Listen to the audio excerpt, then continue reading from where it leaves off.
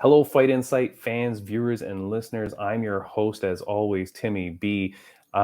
This is a weird podcast. We actually were supposed to have Chase Sherman on. He wasn't able to make the initial recording date. So I ended up filming the filler of the podcast with my good friend and guest co-host, Action Jackson. You're going to meet him in a second. He's a guy that I grew up with training in Muay Thai and mixed martial arts. He's an amateur fighter himself. He was a Canadian national champion at one point. He's a great dude. He's a teacher now, so he's gone on to do other things, but he's a great guy, very knowledgeable in the sport. We have a great time. We talk about Daniel Cormier, dude's got to get off Twitter. We talk about Nate Diaz versus Jake Paul, and then we talk about the fights coming up this weekend, Hill versus Santos. Guys, follow, like, and subscribe the podcast before we start. Just do that now. That would be great. If you can, check out middaysquares.com. I always talk about these guys. These are our good friends of the show. Check out middaysquares.com and use code FIGHTINSIGHT15 to save 15%. If you're here just for the Chase Sherman interview, just skip down to like the last 20 minutes. That's where that's going to be. But I'm telling you, this whole podcast is great. Enjoy the show.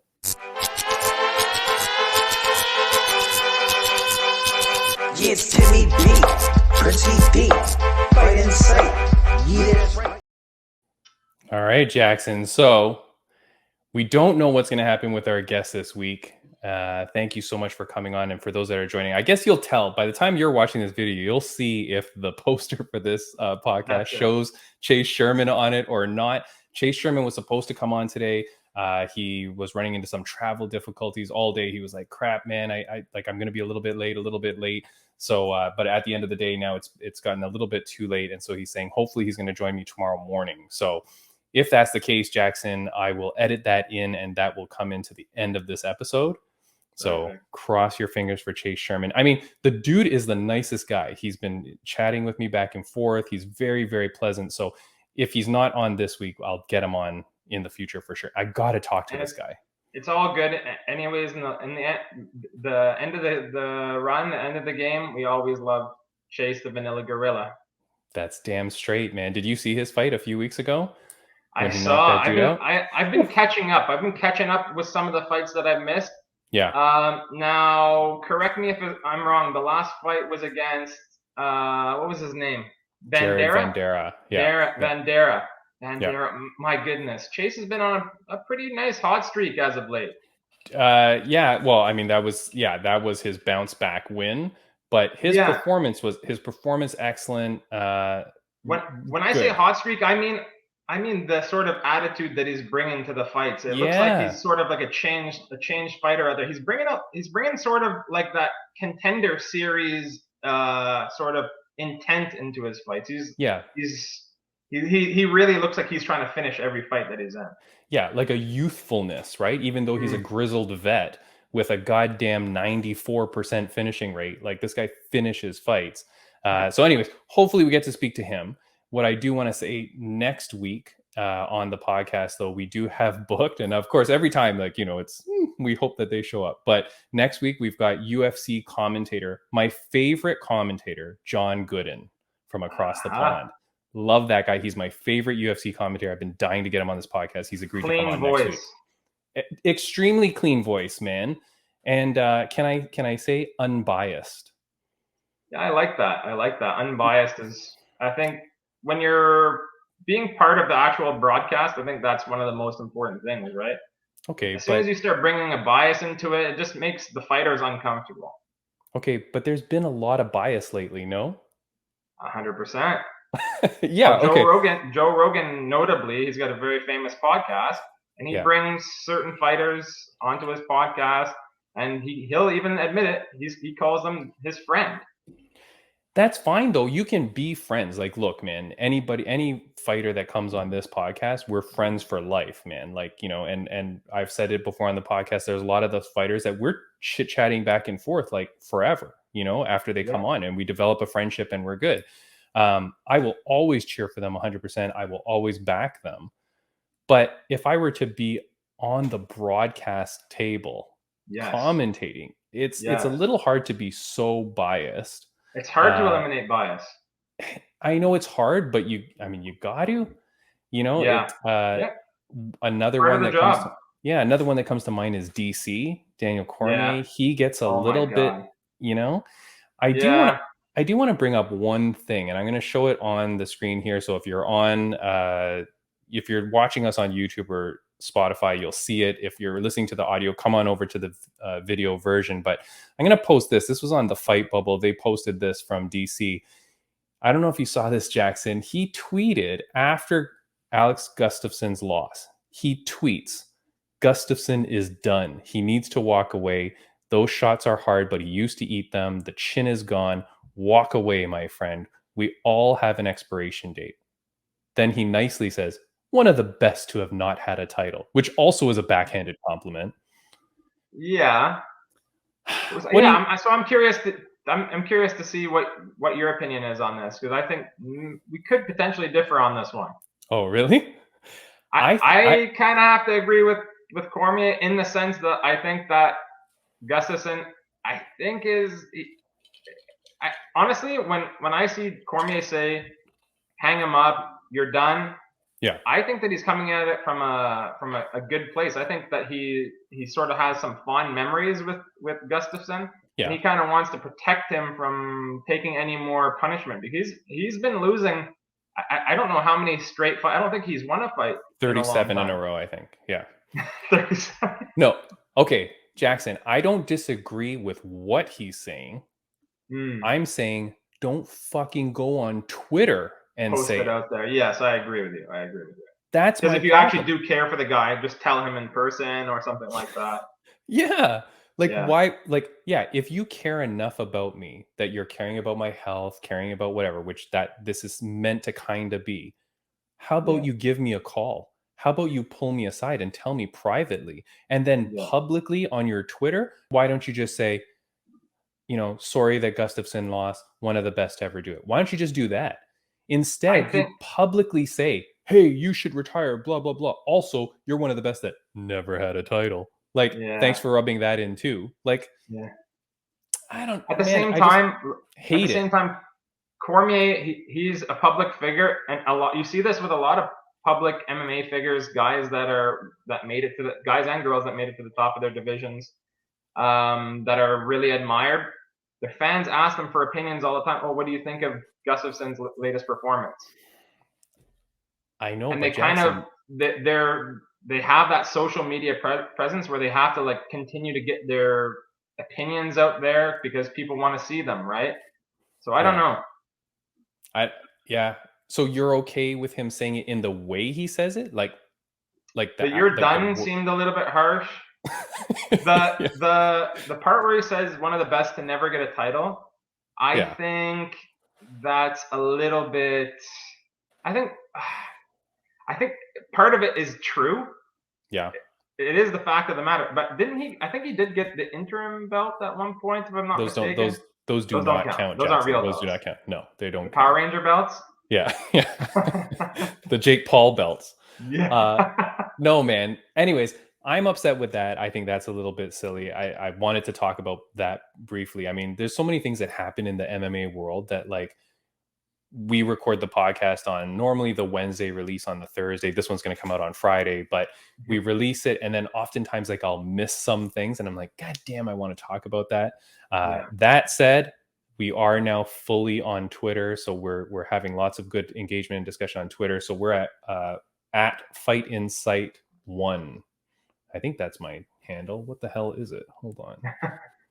Jackson, you should know it. Yeah, Fight Insight and then the number 1 at Fight Insight, the number 1. So we are on Twitter now, every day, tweeting and getting involved in discussions and fights. You better watch out for those public opinions now, Timmy.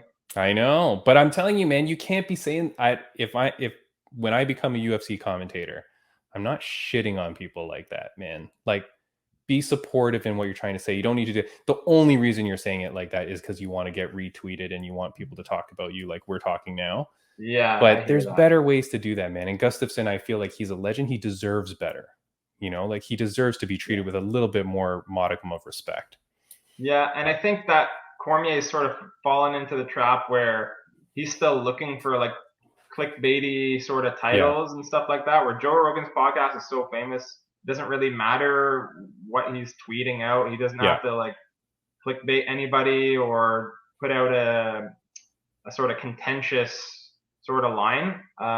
Whereas DC, he has a podcast too with RC, right? Yeah. For ESPN MMA. Yeah. You really need to stop talking about other podcasts on my podcast, Jackson. I know. The only one that matters, Fight and Sight. All right. Let's talk. We'll say, yeah. Like and subscribe. Thank you, Jackson.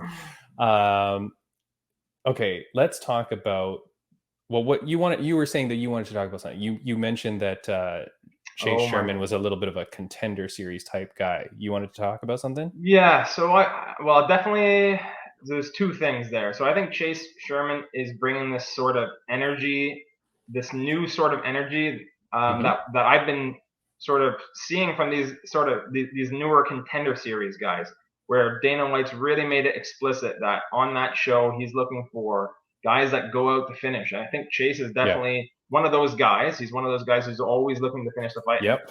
Just watching some of his recent fights, even the ones that he's lost most recently. Yeah. He's out there looking for the finish. He's one of those guys that you'd think if he showed up on the contender series, win or lose, that would be a guy that Dana would be looking to pick. Yep. Another part of that would be, I was talking to you before the air. I was asking you, had you seen the latest contender series episode? It was yesterday's. I think it was airing yesterday. Yesterday, as in Tuesday.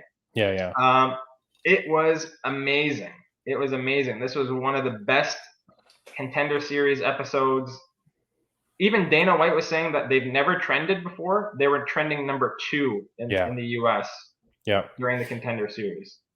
Yeah, they people were saying that this was better than many of the recent actual fight cards, like the UFC fight cards. That the fights have been amazing. So that's good, man. I'm happy. Anybody stand out specifically for you, or was it just the whole card you were happy with? There were actually a couple nice standouts. So apparently the previous week's episode was such a stinker that Dana went in and gave one of these classic sort of Dana White want to be a fighter? Do you want to be a fighter? All this and that. He kind of told them, what are you guys here for? You're not here to just win and squeak by. You're here to show us that you want to be in the UFC. So this is what we saw from each and every performance. There was only one fight that went to decision. Nice. And even that fight was just, the only reason why it went to the decision is because both fighters were so tough. Each of them were just eating shots left and right. There was this one, the co-main event, if you want to call it. I don't know if they're technically calling that in the contender series, but the co-main event, a flyweight from Brazil. I wish I had his name, because he to me was one of the standouts of that episode yesterday. He's a fairly tall flyweight, and he was pulling off some crazy kicks, like soccer kicks, like behind the leg soccer kicks, which, let's be honest, are not necessarily the most efficient techniques. But he was doing some wild stuff, and he had his hands down. His head movement was fantastic. And apparently, this flyweight, men's flyweight, all but one, or all of his finishes, or all of his fights end in finish. And he's got 12 or 14 or something like that. Yeah, man. Hey, that's what you got to do. I mean, again, going back to my hopefully guest for this week, Chase Sherman, 16 of 17 of his victories end by knockout or end by finish, right? Yeah. And I think they're all pretty much knockout. I think maybe one's up, but dude, that's what you want to see. You want to see people go out. Now, can't always do that. And as you get to the higher and higher level, eventually it gets difficult to do that.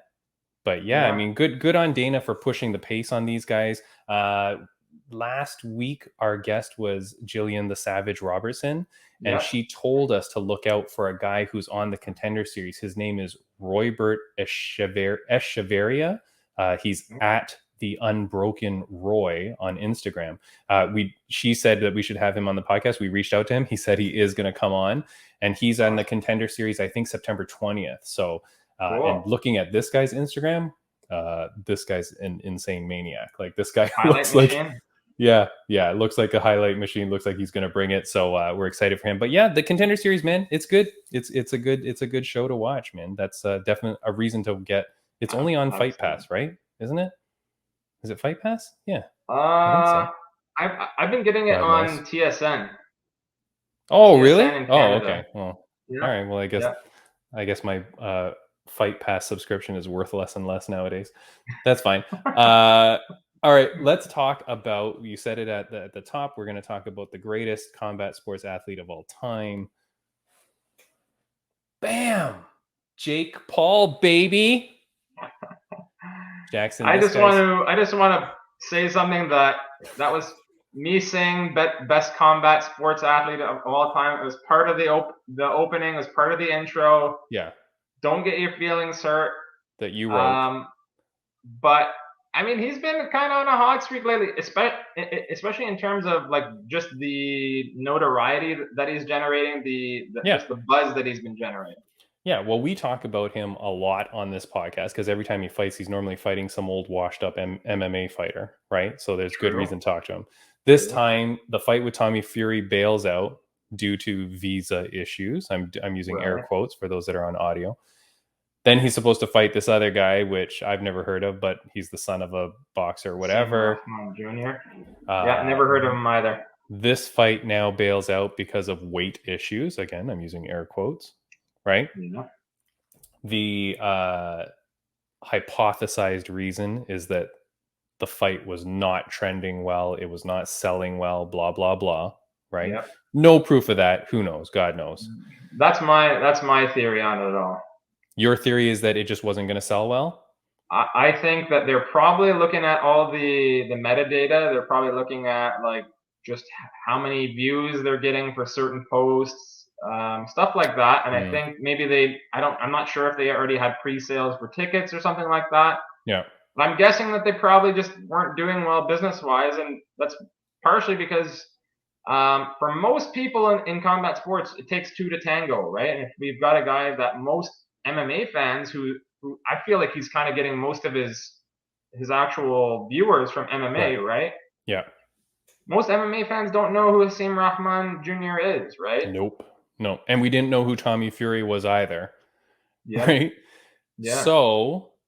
But he's got at least a little bit of a link to Tyson Fury. He is the brother of Tyson Fury. And most people know who Tyson Fury is. Yeah, yeah. So is he the brother? I thought he's like a nephew. I thought that was a mistake. He's just a younger brother, yeah. I don't know, whatever he is. Anyways, who cares? Dude's not fighting. Back in March, Jackson, I posted this on our Instagram. I posted in March that Nate was boxing Jake Paul. I showed his tweet where Nate tweeted saying, "I would like to request to be released from the UFC. I apologize for asking online, but you don't give me a fight ASAP. I got shit to do." The genius that I am, Jackson, I read into that going, he wants the Jake Paul fight. At that time, I think that was when the whole Tommy Fury thing was a little bit of a mess and blah, blah, blah. I'm like, this guy wants the Jake Paul fight. That's a great fight. Perfect. Great minds think alike there, Tim. I was thinking the same thing. As soon as I saw that, I'm thinking, well, let's just walk through the actual sort of statistics or the actual facts that we kind of have a good idea of. Right now, we know that Nate Diaz is unhappy with his contract. Verbally unhappy. You're only unhappy with your contract. In Nate Diaz's case, probably due to money reasons, right? He's not getting paid enough. He's not getting paid what he would like to be paid. Sure. Now he knows that there's this fight out there, and he's seen the evidence. For example, when Conor went out of the sport and went to boxing, you get a much greater share of the pie. Yeah. Right? You don't have to split it with the UFC. So once he gets out of that deal, he goes, makes a fight with Jake Paul. Well, that's a big fight. Yeah. That's maybe close to the same size of a fight as him versus Conor McGregor, somewhere in that range. Bigger. Maybe a little bit lower. Bigger, you think? I think Nate versus Jake Paul is massive. I think that is a massive fight. And the reason why I think it's massive is because he will not, I mean, God damn it. Nate Diaz will not take a bribe to take a fall. Yeah. I think Woodley took the bribe twice. I think Askren. So? Yeah, fuck yes. I think Askren took the dive. Guarantee Askren took the dive. I think the other guys, maybe, I don't know, the boxing guy they fought, who knows? Maybe that was just at the beginning. But I think the last 3 fights, the 2 Woodleys and the Askren, those guys were paid to take a dive. Wow. I think there's no way Nate gets paid to take a dive. So this would be the first, for me, real fight that he's fighting a real fighter, and I'd love to see it. I will pay for that pay-per-view, like 100%. Very conspiracy theory of you. They're all taking dives, really? You think that? Jackson, I know that you knocked so many people out in your career, okay? And you, like, for those watching, okay, all the people that are here because of Jackson, dude knocks people around like it's nothing, okay? How many times, though, Jackson, have you knocked people out and they've literally face planted? Face planted? I don't know if I've ever knocked somebody out and they face planted. Like Ric Flair style face plant. But you know what? Jake Paul has done it to everybody. It's fucking impossible. It's just impossible that happens. Tyson didn't do that. There's something to say for that. There is the way they fall. The way they fall. It's Mike Tyson was not knocking dudes out like that. So how is Jake Paul doing this to people? It just baffles my mind. You might be swaying me here. That's just that alone. Because you're right. Like every single one of them, right? They're always like getting knocked out in some sort of dramatic fashion, right? Yeah. No, man. Anyways, I want to see the Nate Diaz fight. I think Nate Diaz now smartly finally says, "Fine, I'll take this last fight on my contract. Give me whoever." He takes Khamzat. I think it's a great fight because if he wins, he leaves the UFC by giving the massive middle finger to the UFC, going, "I just destroyed your next golden boy." Yeah. For UFC, if Khamzat wins, which they're 99% positive is going to happen, huge favorite, they're like, "Hey, we have this guy who's our next golden boy. We're going to feed him Nate Diaz, let him destroy Nate. We're going to use up Nate's last little bit of value to us and just let him be fed to Khamzat." So both sides are banking on like, hey, this is great. But in the end, Nate Diaz, literally all he has to do is walk into that cage, the bell dings, and he just has to go on the ground and tap. And then he just walks right out. I was thinking about that too. I was really, really thinking about that. If he'll do that? If he does that, he's basically praying that if he does that, that Jake Paul will still take that fight. Because now you've just publicly made it known that you can't really be trusted. Yeah, but he's made it publicly known that he hates the UFC too. So, I mean, and where's he going to go? He's not going to go to Bellator. He's not going to go to ONE FC. Like once he finishes UFC, he's not fighting in MMA again. Right? I could more reasonably see something that he throws it without throwing it against Khamzat. I could see that that's not as dramatic. Sorry? But that's not as dramatic.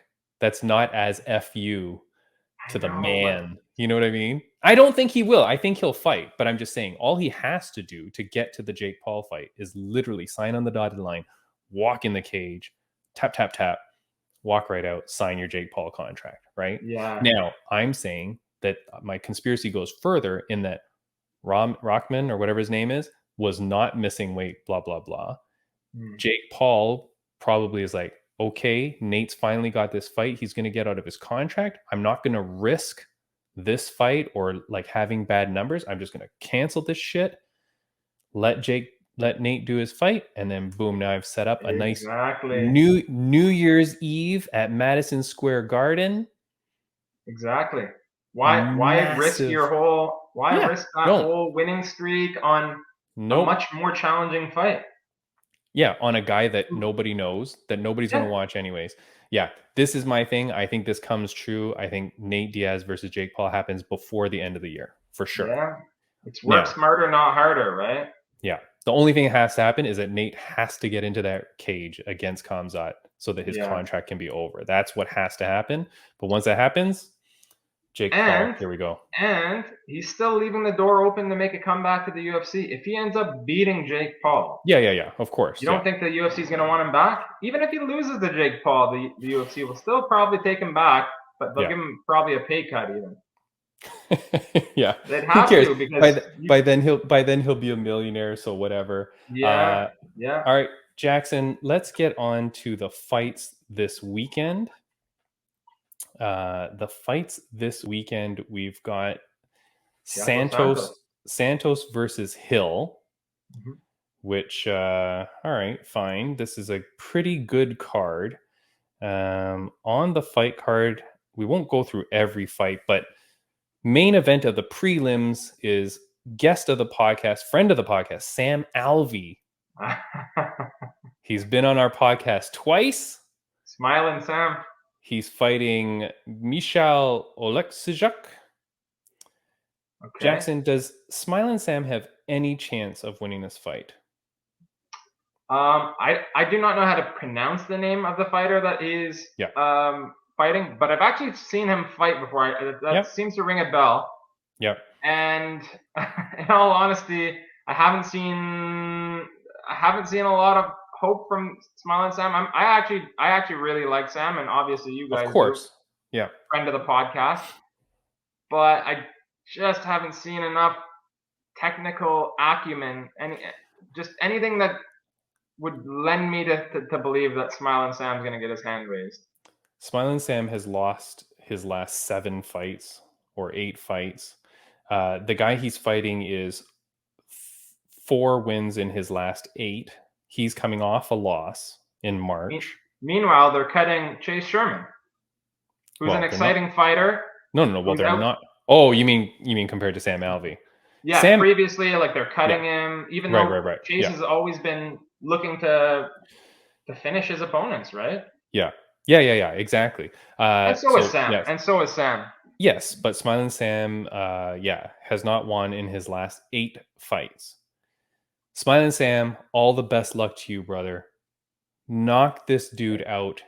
Silence. I got the shirt on for you, Smiling Sam. Damn, that's all you. That's all you. Knock this dude out.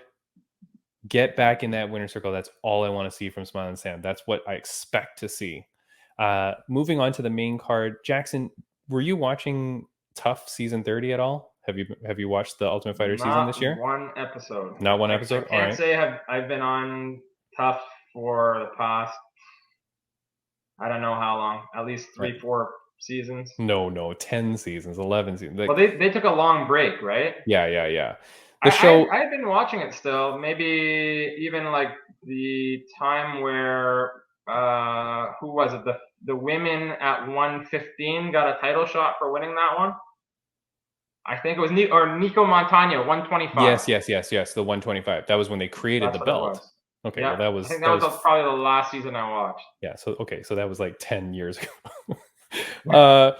Okay, this season has been great. We've had 2 fighters on the show that unfortunately didn't make it to the finals. They both made it to the semis. Both great people. We had Laura Gallardo and we had Katniss Caitlin Neal on the podcast.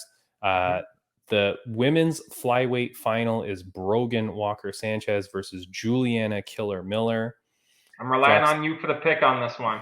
I'm going Juliana Killer Miller. She looked impressive. I feel like she's the underdog, but she does look impressive. She's got a good mentality. I like her energy. I like her vibe. And when Laura Gallardo was on the podcast, she talked about they were doing tarot cards and oracle card readings. And she said that Juliana Miller had picked the warrior card. Ooh. And that like all the good spirits were with her. So I've got Juliana Miller on that one. In the men's heavyweight final, you've got Zach Pauga versus Mohammed Usman, the brother of Snoozman. Yeah, but he's not the older brother, isn't he? I think he's the older brother. He's a big boy, man. Big heavyweight. Really nice guy. I'm going for Usman on this one as well. So I've got Team Pena for both. And it ended up that it was Pena versus Nunes, like fighters from both teams on both finals. So I've got Team Pena on both. So I've got Usman and Miller.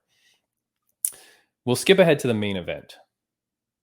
Thiago Santos versus Yamaha Hill. I think he still pronounces it Jamal. I'm not 100% set on that, but I love this dude though. Sweet dreams. That's all you need to know. Sweet dreams Hill. Yeah. The best dude. And his Instagram, fire. I mean, if you're not watching his Instagram, it's amazing. Funny as well. I'm completely torn on this fight. Really? In my opinion, I'm torn because in my heart, I'm a Thiago Santos guy. Yeah.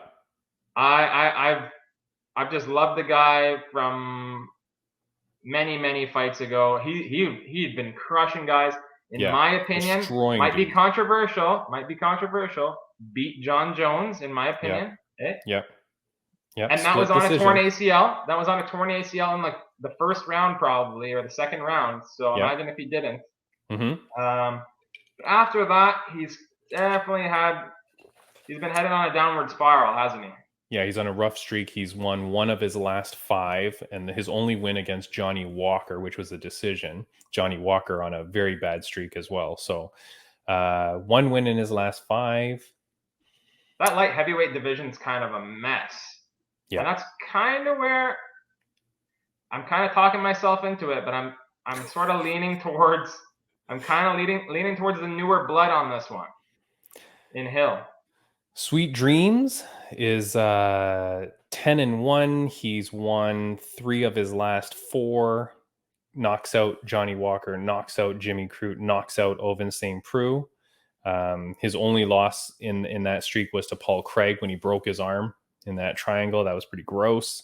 Yeah. Dude is on a good streak. He's got real good positive mentality in his vibe. It's momentum too, right? Momentum. Yep. He's coming off 2 performance of the night victories. So this guy's got all the momentum in the world. Like, yeah. Now you set him up as a main event.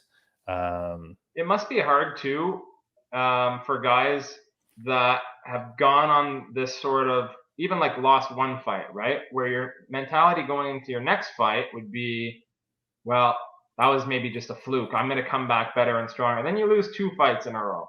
Yeah. Then you come back thinking, this is my all. I'm going to really give my all. I can't lose another one. And then you lose 3 in a row. Yeah. Well, then what? What's your mentality at that point? Because then it's just like, well, you're just going in there to get beat again? Or do you have a changed mindset after every loss?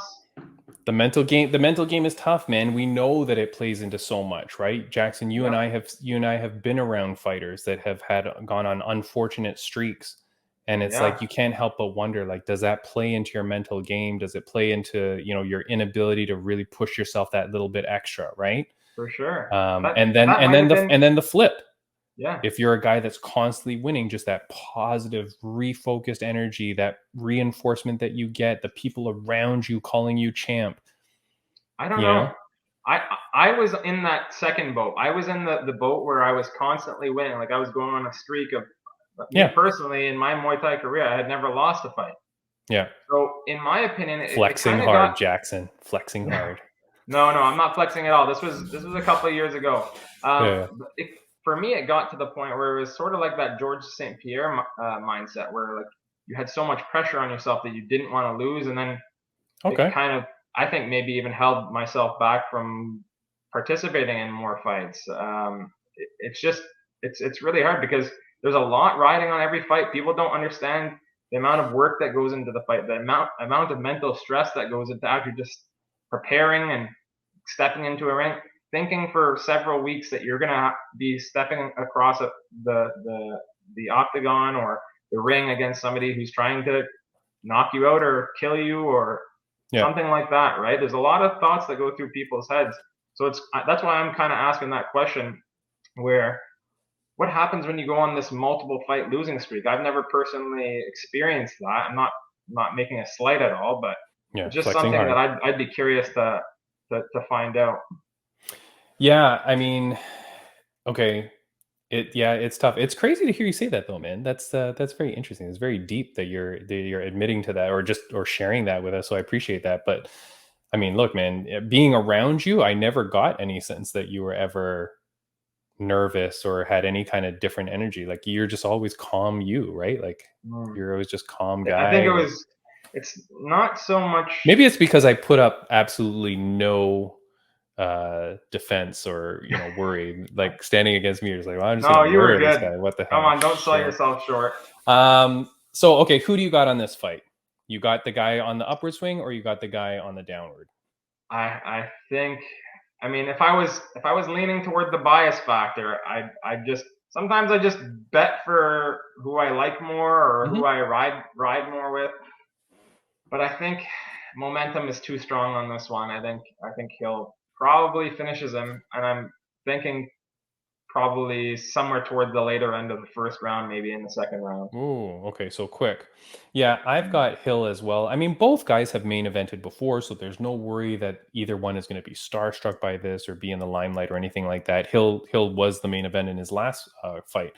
That was his first time, right? Hill? That was his first main event. Yeah, but okay, but now that jitter is gone, right? Now you're moving on. So I got Hill as well. I think Hill takes it, and yeah, first or second round, I see him stopping the guy. It's sad to see. It's sad to see Santos go down, but I think Hill's just on a positive streak. I like his attitude. I like his vibe. Like I said, I feel like he's in a real flow state. And I feel like that's him, man. So that's the card this weekend. We'll see who all the fights are. We'll see what happens. Like I said, Jackson. People always say, Tim, sorry to cut you off. People always say that it's the funnest to watch somebody on the rise up, right? But it's also, I think there's nothing sadder than seeing the guy on the way down. Like if you see a guy, okay, he's lost like 2, 3 in a row. The next one he's up against a new up and coming guy, a younger guy. It's always kind of sad watching the young eat the old, right? That's what's happening with the Kamzat Nate, right? Yep. It really is. It's like the new eating the old, right? And just taking all their clout. You know what I mean? Do you think that they had some sort of like hidden sort of motive to just really, really stick it to Nate? No, I think Nate wants that fight. I saw an interview today, which was Anthony Pettis, and Anthony Pettis was saying, no, man, I know people think that that's what happened and that they're feeding him. He goes, no, I think Nate wanted that fight. I think Nate wanted to take the best. Like, he's a true fighter. He's a guy that thinks he's the best in the world, and rightfully so. And he goes, no, I think Nate wanted that fight. And I think, and again, like I said, I think both sides see this as a very good fight. Like, Nate thinks this is going to be fantastic.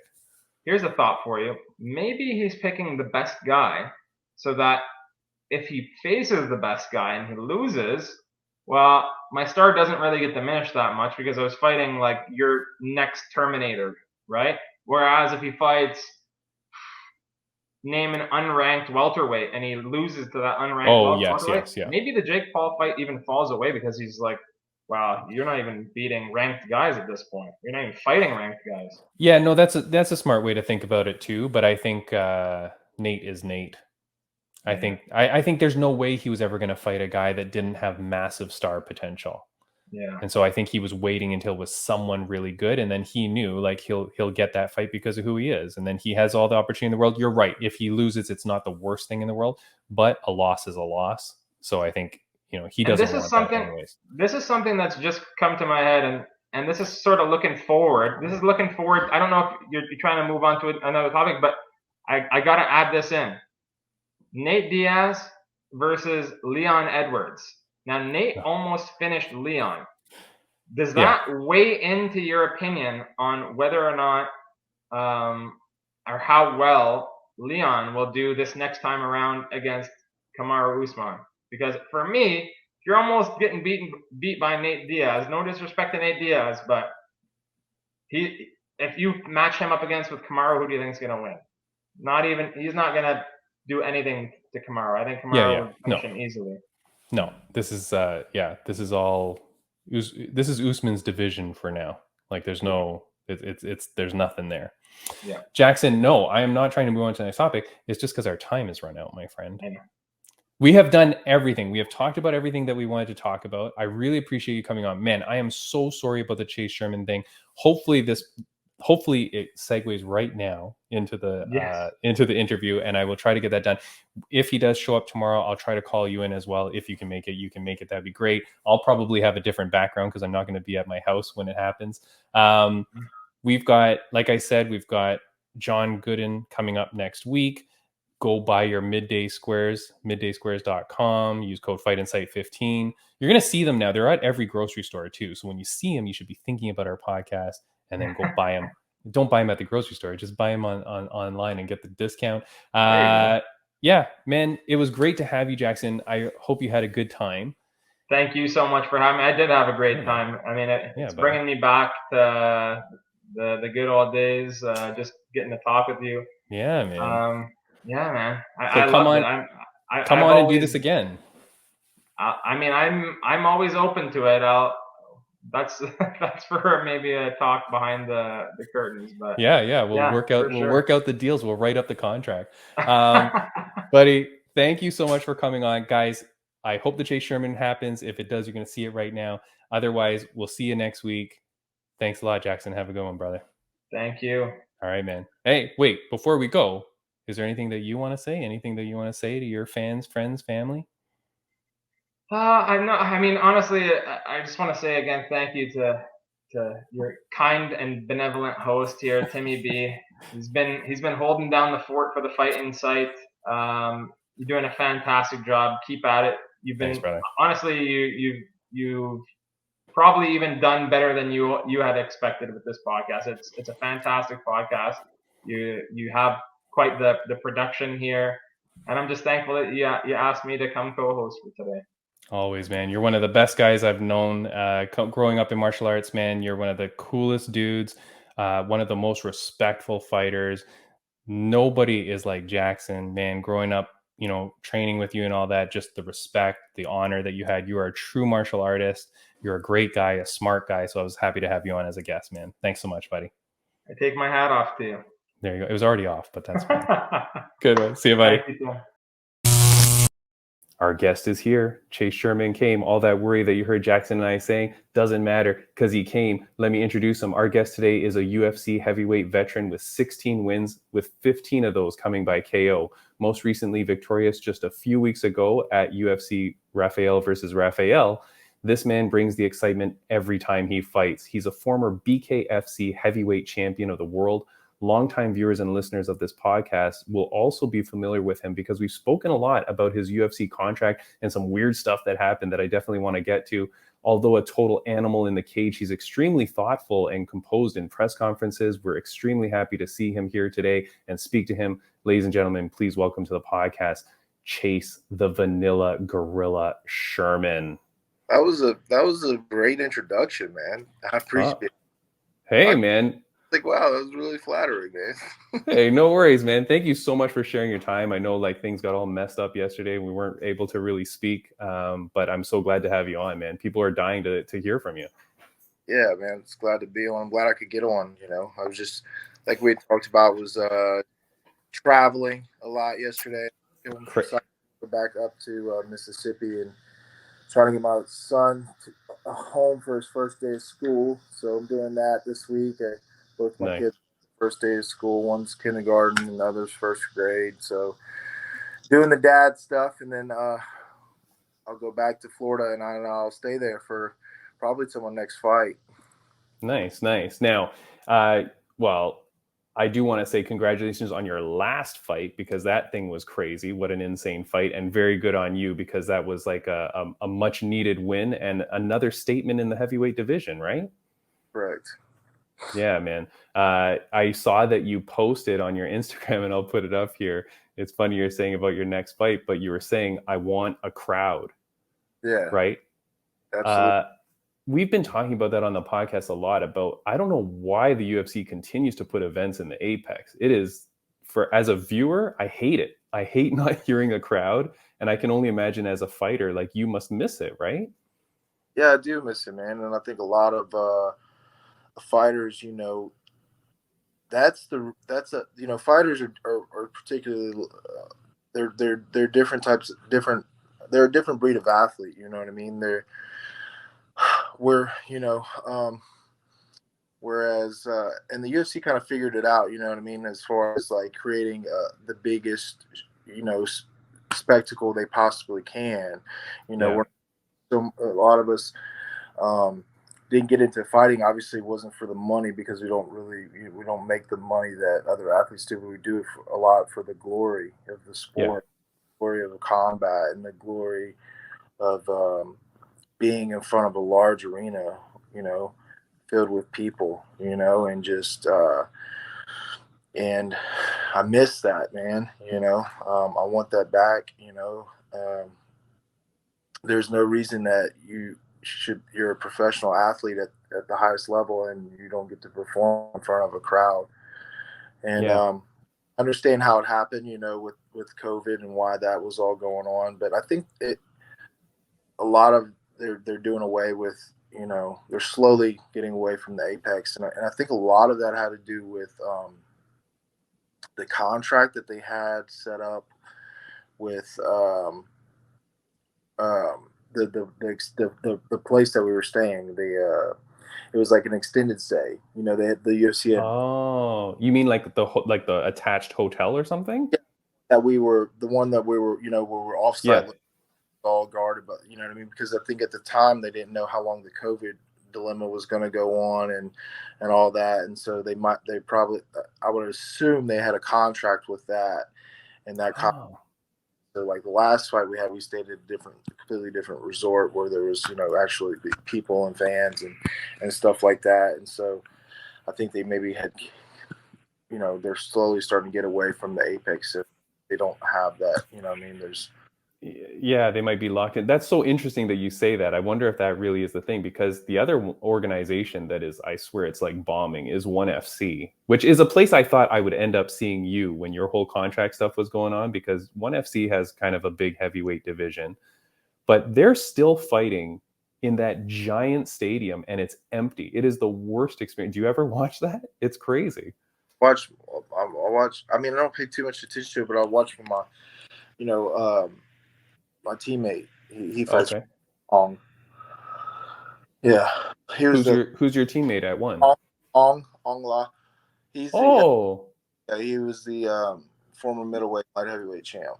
Yeah, nice. Oh, that's cool, man. Yeah, I can't believe that they're still fighting in empty stadiums and that they haven't downsized into a smaller place, because you just hear the echoes of nothing. You know what I mean? Like, it's really weird at ONE FC. Yeah, so I think the obviously the hotel and the that we were staying in was a big reason, and also I think that the UFC realized how much money they were saving. Yeah, as far as like not having to travel all this, because on pay-per-view events the gate, I feel like the gate to just the ticket sales covers would cover a lot of those expenses and the pay-per-view buys, but like on the free cards, you know what I mean? A little bit. And so, Yeah. Well, I do want to say, I mean, you brought up one of your friends that you train with, and we asked fans for questions. And so I did get one fan question that has to be a friend of yours, and I got to ask it off the bat. Steve asks, what does it feel like to be almost as handsome as me? And that's from @TallSteveFightsPeople. That's I looked it up. It's Stephen Mowry. He's the Bellator heavyweight. So how do you feel almost being as handsome as him? Well, he's a pretty handsome guy, so I guess it's a compliment. He's awesome, man. That's my dude. He's a freaking animal, man. He is. He really is. And a lot of people have gotten. The reason he says that is because a lot of people have gotten us mixed up, and they thought he was me or vice versa. Throughout our careers, and then we ironically ended up being at the same gym together. And man, he's just a hell of a teammate too, man, and he's a great leader. And he's an undefeated fighter, man. He's got a fight this weekend coming up. Well, not this weekend. 10-0. Next weekend, 10-0, man. So we'll be cheering for him. Chase, I know we're short on time, so I want to make sure that I don't miss out. The main thing that I wanted to ask you about, when all your stuff was going on with the contracts, when you got, I don't know whether it was released or your contract expired or whatever, and then you come on 4 days notice, they say, okay, or 4 days later, they say, hey, we want you for the short notice fight. In the media, and I think you said it, but media was reporting that they said, hey, Chase, we're going to sign you back and guaranteed you get a second fight. Is that like, when that happened, I was like, there's no way that's a guarantee. Like, if something happens, there's no way they have to guarantee that second fight. So can you explain, like, was that true? Or like, how did that happen where they said like, hey, win, lose or draw, we guarantee we're putting you in a second time? Well, Well, they, I don't think that guarantee was in the contract per se, but right. You know what I mean? I mean, Mick wouldn't do that to me. I've been in the organization. Shit, I've had what 13 fights in the I think UFC. so. Yeah. Yeah. And so, and shit, I think maybe probably 9 or 10 of those fights have all been pretty short notice, and Yeah. less than a month, 4 weeks or less. When I say short notice, and so I think it was more or less, I scratched their back, they scratched my back kind of deal. So it's like so it's like a gentleman's bet kind of thing, right? Like a gentleman's honor. Like they're just saying, hey, you do this for us, we'll do this for you kind of thing. Yeah. And then, my management, they wouldn't have allowed that, Abe, Kyle, those guys with first round management, they have a really good relationship with the UFC. And so I put it off in their hands, and I knew that they were going to take care of it. And if not, then it was what it was. You know what I mean? We were just looking at going to, BKFC. And, because you're the former heavyweight champion there. Yeah. And talking about a crowd and insanity, I mean, BKFC puts on one hell of a show, right? Like I think that they're the second top combat sports organization right now, like right behind UFC. I feel like they've set themselves up. They've done a really good job, man. They've come really, and they've got a really good heavyweight division too. Exactly. Yeah. And so, I mean, can I ask when you were, sorry, go ahead. And one was the thing I was on hard was, and what you see with the BKFC is you see a lot of these like characters coming out, this brashness of fighters trying to create their mark in the sport, because it's such a young sport. So you have all these different personalities coming in, and people can be who they want to be or portray who they want to portray, and it has like this certain niche, you know what I mean? So because it's such a young sport, you know what I mean? It's people aren't. I say it's a young sport. It's actually it's the oldest sport. The actual oldest sport. But organization. It's such a young organization, so you find yourself that you can be potentially be the face of the organization, coming into it, just with your personality. So I find that really cool. And then two, it's like with that, I felt like it was almost like low hanging fruit. I won the title on my second bare knuckle fight, and that was something that I feel like if you watch how I fight, typically it's a sport that I was kind of made for.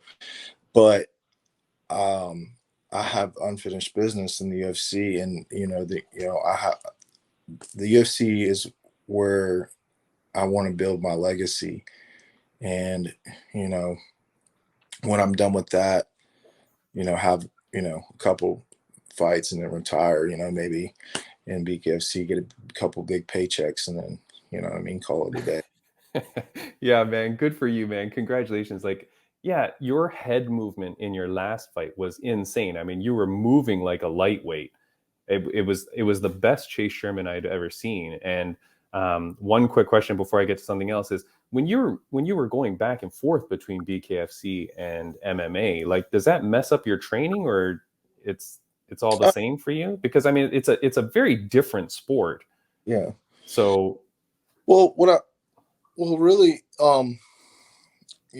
with like a lot of things that I do, I incorporate different,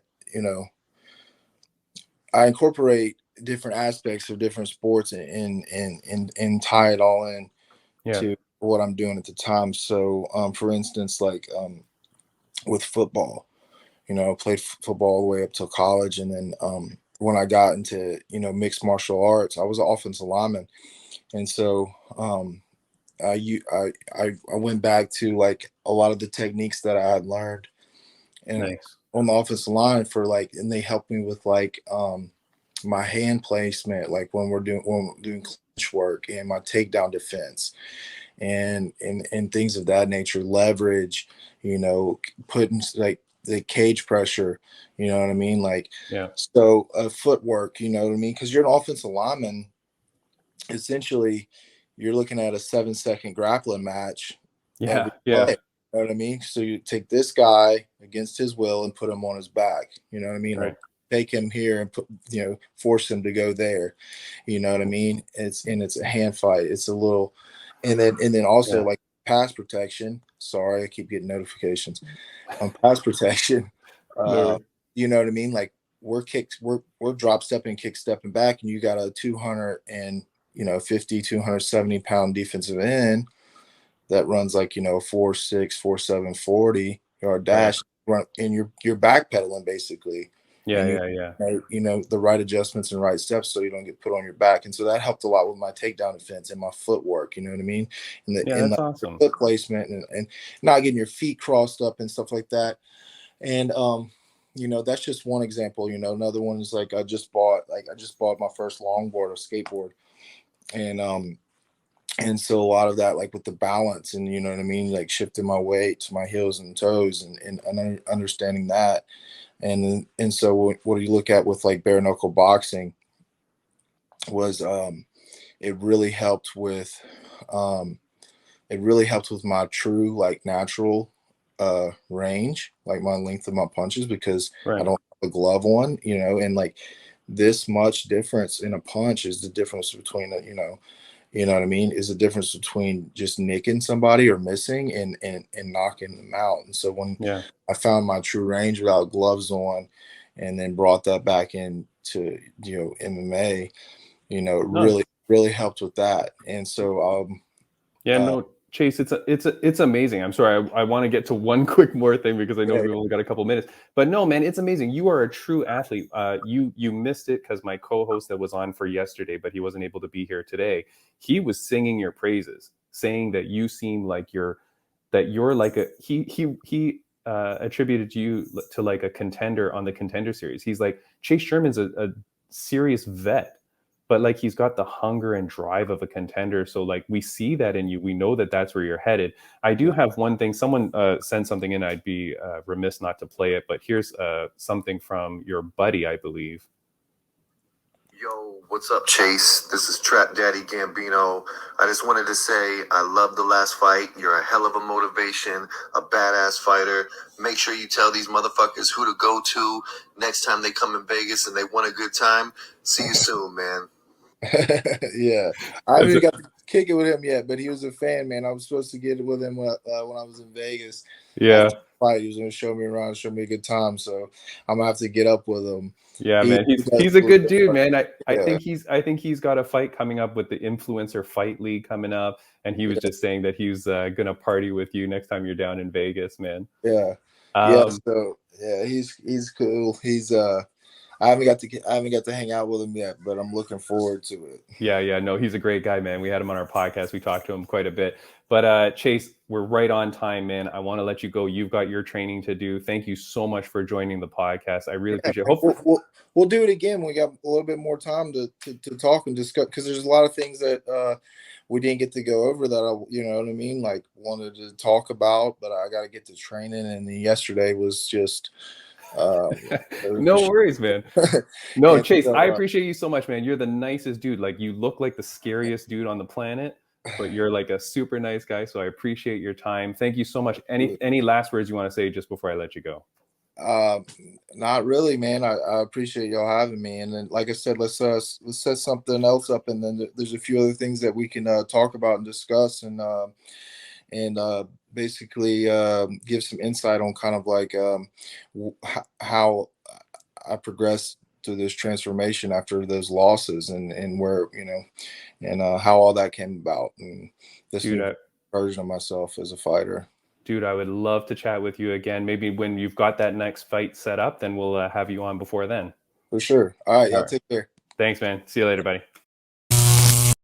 Pretty awesome, man. I love being able to speak to people that we've been following and watching like for so long. So Chase Sherman, a great dude. Very nice that he says that he's going to come back on the podcast. Lots to talk about. And so we'd love to have him back on. Chase, thank you so much. Guys, like, follow, subscribe, do all that stuff for this podcast. It really helps out a lot. And each week we've got guests from around the world of combat sports. So be sure to check us out. Until then, have a good one, and we'll see you next week.